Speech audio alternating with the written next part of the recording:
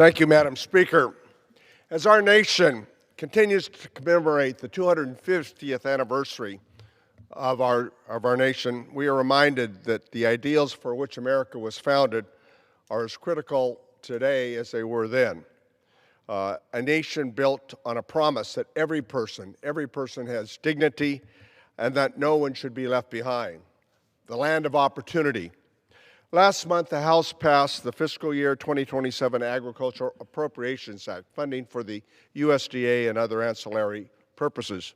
The bill cuts, unfortunately, the United States Department of Agriculture's budget by more than $1 billion, while farm bankruptcies are increasing, and rising costs to farmers as it relates to energy costs, fertilizer costs, etc., are having a dramatic impact. Certainly in California, bankruptcies are up a year from last year, 44%. That's devastating.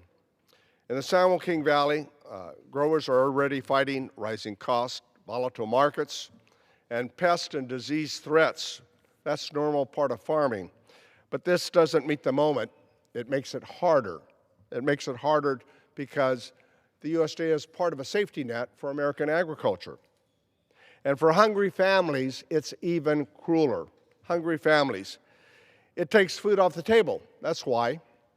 So I ask, what does it say about us in this 250th anniversary that is intended to commemorate the greatness of our country, that we are stripping food from the most vulnerable Americans and calling it a positive trend? Give me a break. 46% of Americans being cut from SNAP are children, not criminals, not fraudsters, they're children. Over 700,000 kids have already lost their food benefits, and that's only in 12 states currently reporting that. And we're talking about mothers stretching bags of groceries to the last of the week, and oftentimes making difficult choices between food or medicine for their children. We're also talking about veterans who've served this country and now have difficulty putting food on the table. We're talking about people with disabilities who have nowhere else to turn. A drop in enrollment has nothing to do with fraud or a stronger economy. Nothing to do with fraud or a stronger economy. It has to do with people losing their benefits, and they are entitled to.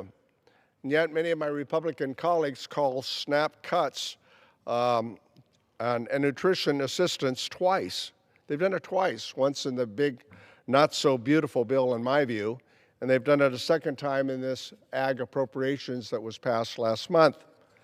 And again, the agriculture appropriations bill made this cut, as I said, 5.6% or another $6 billion below last year's enacted measure. On top of that, they're cutting fruit and vegetable benefits from the Women, Infants, and Children's program. Fruits and vegetables, healthy aspects of our diet, right?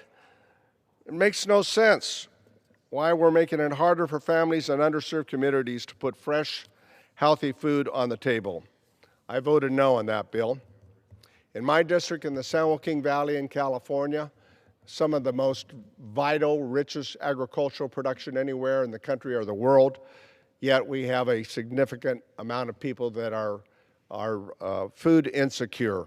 Almost 30% of households in my congressional district rely at some time or then on SNAP. It's one of the highest ratios in the state. Most of these households include a child, a senior, or a person on disability. These families are not living large, believe me. They are barely surviving. So, Mr. Speaker, in this 250th year of America, I think we should be lifting people up, and not taking food off their dinner tables, because food in America is a national security issue, as I like to say. It's an international security issue when we look at food hunger around the globe and cuts that have taken place in USAID that were devastating. Our founders did not build this nation so that 2.5 centuries later, we'd be debating whether or not hungry children deserve to eat. The Farm Bill on the Senate side gives us another gentleman's time has chance, and I ask that expired. we reconsider the SNAP payments on that Farm Bill in September. Fraud is a crime, but The hunger gentleman's is not. time has Let us honor expired. the values of this anniversary, and I yield back the balance of my time.